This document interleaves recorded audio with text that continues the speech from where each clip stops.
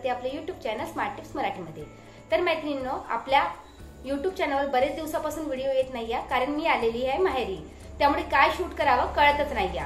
पण आज मी माझ्या माहेरचा शॉर्ट मध्ये तुमच्यासोबत किचन टूर शेअर करणार आहे, त्याचबरोबर थोडासा गार्डनचा टूर शेअर करणार आहे आणि काही टिप्स अँड ट्रिक्स शेअर करणार आहे। त्यामुळे व्हिडिओ युजफुल आहे, व्हिडिओला शेवटपर्यंत नक्की बघा आणि नेहमीप्रमाणे तुम्हाला हा व्हिडिओ कसा वाटला हे कमेंट करायला विसरू नका।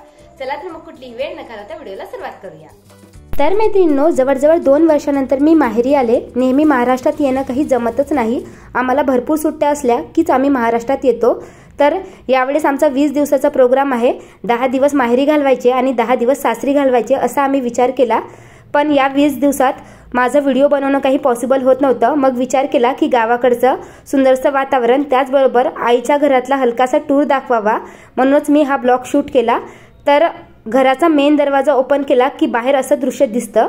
पोर्चमध्ये भरपूर झाडे आईंनी लावलेली आहे आणि नेहमी मी जेव्हा येते तर घरात काही ना काही चेंजेस केलेले असतात आणि यावेळेस झाडे भरपूर दिसली, त्यामुळे विचार केला की पोर्चचा देखील शूट करावा। साईडला भांडी आणि धुणीची सोय केलेली आहे। त्यानंतर हे आहे किचन। किचनच्या दरवाजावर उभं जरी राहिलं तरी हे देवघर दिसतं, तर असं सुंदरसं देवघर माझ्या आईने सजवलेलं आहे। किचनच्या दरवाजात जरी उभं राहिलं तरी देखील आईचं देवघर मस्त दिसतं। नेहमी भरपूर फुले वगैरे वाहिलेली असतात, पण हा व्हिडिओ मी संध्याकाळी शूट केलेला आहे। या व्यतिरिक्त मी ट्रायपॉड देखील आणलेला नव्हता, त्यामुळे हातानेच काही गोष्टी शूट कराव्या लागला। तर हे आहे किचन। तर जवळजवळ 8-10 वर्ष जुनं किचन आहे, त्यामुळे तुम्हाला खूप काही जुनं वाटत असेल। तर किचनवर अशा 2 स्टीलच्या रॅक ठेवलेल्या आहे, अगदी अफोर्डेबल प्राइसमध्ये मिळाल्या अशा वहिनी म्हणत होती, 150ला एक। जर तुम्हाला घ्यायच्या असेल तर मी प्रोडक्ट टॅग करते आणि या रॅक देखील त्या 1 वर्षापासून यूज करत आहे। यावर प्लास्टिकच्या बरण्या ठेवलेल्या असल्यामुळे त्या काही ऑर्गनाइज दिसत नाही, पण तुम्ही जर त्यावर सुंदर वस्तू ऑर्गनाइज कराल तर या रॅक देखील दिसायला सुंदर दिसेल। तर असं सिंपलचं किचन आहे। हे अवन आहे, त्यांनी पॅक करून ठेवलेलं आहे कारण यूज करत नाही। आणि तुम्हाला ओट्यावर पांढरे डाग दिसत असेल किंवा सिंकवरही दिसत असेल, कारण यांच्याकडे बोरवेलचं पाणी येतं, त्यामुळे खूप जास्त पांढरं झालेलं आहे। आणि तुम्ही बघू शकता गावामध्ये काही खूप जास्त ऑर्गनायझेशन किंवा मेंटेनन्स केलं जात नाही, त्यामुळे वस्तूही खराब होतात आणि खूप जुन्या वस्तू आहे, त्यामुळे तुम्हाला एकदम काही खूप फ्रेश दिसत नसेल। तर माझ्या लग्नाच्या आधी हे घर बनलेलं होतं आणि तेव्हाच हे किचन बनलेलं होतं। जवळजवळ 8-10 वर्ष जुनं हे किचन आहे आणि यांनी व्हाईट फर्निचर बनवलं होतं तेव्हा। तर व्हाईट फर्निचर तुम्हाला माहीत असेल की खूप जुनं झालं तर काही ठिकाणी पिवळं पडतं आणि गावात एवढं मेंटेनन्स होत नाही, तर त्यामुळे काही गोष्टी तुम्हाला मेंटेन दिसत नसेल। तर असं काही सुंदरसं माझ्या आईंनी किचन ठेवलेलं आहे, त्यांना जसं जमेल तसं। तर असं छोटंसं किचन आहे आणि व्यवस्थित त्यांनी त्यांच्यानुसार ऑर्गनाइज करण्याचा प्रयत्न केलेला आहे। तर जेव्हा मी किचनमध्ये आले ना, तर किचनमध्ये मला हा मिक्सर दिसला आणि या मिक्सरला प्लॅस्टिकनी पॅक करून ठेवले होते। त्यावर 2-3 कापडही ठेवलेली होती आणि त्या प्लॅस्टिकवर खूप जास्त धूळही जमा झाली होती, दिसायला तो एरिया ना खूपच घाण दिसत होता। तर मी आईला म्हणाले की मी सध्यापुरती तुला एक कवर बनवून देते, अगदी शिलाई मशीनचा वापर न करता हा आपण कवर बनवू शकतो आणि अगदी 10 मिनिटातही बनतो।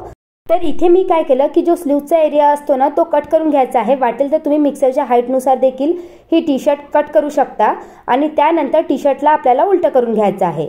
इथे तुमच्याकडे टी शर्ट वगैरे नसेल तर तुम्ही जुनी बनियन देखील घेऊ शकता, पण दिसायला थोडासा कपडा छान घेतला तर तो छान दिसतो। नाहीतर तुम्ही ऑनलाईन कवर देखील मागवू शकता, नाहीतर घरच्या घरी हा 0 खर्चात जुगाड देखील ट्राय करू शकता। तर इथे मी काय केलं की वरचा भाग कट करून घेतला आणि असा स्क्वेअर पीस मिळालेला आहे। त्यानंतर आपल्याला टी शर्टला उलटा करून घ्यायचा आहे, जसं मी व्हिडिओत दाखवले आहे त्यानुसार। आणि जो कट केलेला भाग होता त्या साईडचा एरिया व्हिडिओत दाखवल्याप्रमाणे एकत्र करून गोळा करून घ्यायचा आहे आणि एखादा रबर बँडने, नाहीतर मी काय केलं की या टी शर्ट मधलाच एक छोटासा नाडा कट करून घेतलेला आहे आणि त्या नाड्यानेच या वरचा भागाला टाईटली आपल्याला बांधून घ्यायचे आहे। त्यानंतर टी शर्टला आपल्याला काय करायचं आहे की सरळ करायचं आहे आणि तुम्ही बघितलं असेल टी शर्टचा जो खालचा एरिया असतो मीन्स बॉटम एरिया, त्याला ना हलकीशी फोल्ड केलेली असते, त्यामध्ये आपल्याला एक कट करायची आहे। मी इथे तुम्हाला जवळून दाखवते, तसं तुम्हाला समजलंच असेल। तर खालचा जो एरिया आहे ना टी शर्टचा त्याला हलकीशी कट करायची आहे आणि त्या कट केलेल्या भागामधून आपल्याला एक नाळा इन्सर्ट करायचा आहे। तर इथे देखील मी टी शर्टमधूनच एक नाळा कट करून घेतला आणि तो सेफ्टी पिनच्या मदतीने नाडा आपल्याला व्यवस्थित काढून घ्यायचा आहे। पण इथे मी तुम्हाला सजेस्ट करेल की जर का तुमच्याकडे शिलाई मशीन असेल तर तुम्ही इलास्टिक इन्सर्ट करा, जेणेकरून हा कवर घालायला आणि काढायला खूप सोपा होईल। आणि बघू शकता अगदी 5 मिनिटात आणि 0 खर्चात आपला घरच्या घरी एक DIY मिक्सर कव्हर रेडी झालेला आहे।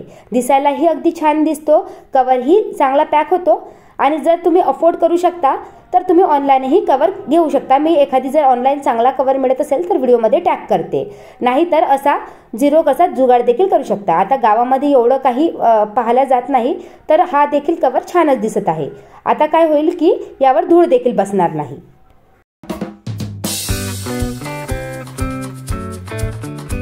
आल्यापासून रेग्युलर पाऊस सुरू आहे, तर मग विचार केला की पावसाळ्याशी रिलेटेड एक टिप शेअर करावी।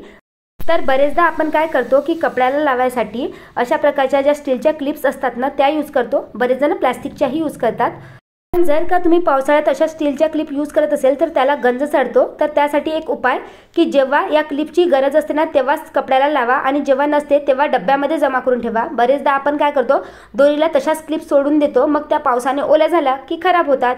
या व्यतिरिक्त बरेच जण प्लास्टिकच्या क्लिप्स यूज करत नाही, कारण त्या लवकर तुटतात। त्याचंही कारण एकच आहे की जेव्हा त्या क्लिपचा उपयोग असतो ना तेव्हाच त्या यूज करा। काम झालं की डब्यामध्ये ठेवा। मीन्स कपडे वाळू घालायचे असेल तर तो डब्बा आणायचा आणि क्लिप्स त्या कपड्यांना लावायच्या आणि काम नसताना डब्यात जमा करायच्या। यामुळे क्लिप्स फार काळ टिकतात आणि त्यावर गंज देखील चढत नाही। या व्यतिरिक्त प्लास्टिकच्या क्लिप्स तुम्ही यूज करत असेल तर त्या लवकर तुटत देखील नाही। हा माझा अनुभव आहे। माहेरी आल्यापासून रोज काही ना काही पाहुणचार सुरूच आहे। तर इथे वहिनींनी ब्रेकफास्टमध्ये इडली बनवली होती, तर ती खूपच जास्त फ्लफी आणि स्पॉन्जी झाली होती। बरेचदा आपण काय करतो की इडली बनवतो तर ती स्पॉन्जी होत नाही किंवा चिकट होते, तर त्यासाठीच एक ट्रिक शेअर करणार आहे। ही वहिनीची ट्रिक आहे। तर त्यांनी काय केलं, जेव्हा आपण मिक्सरमधून इडलीचं बॅटर काढतो ना तर जवळजवळ 1.5 ते 2 वाटी थंडा भात टाकला होता। इथे तुम्ही शिळा भात देखील यूज केला तरी चालेल। व इथे वहिनींनी सिंपल कंट्रोलचे तांदूळ घेतलेले आहे, कुठलाही रेशमचा वगैरे तांदूळ घेतलेला नाही।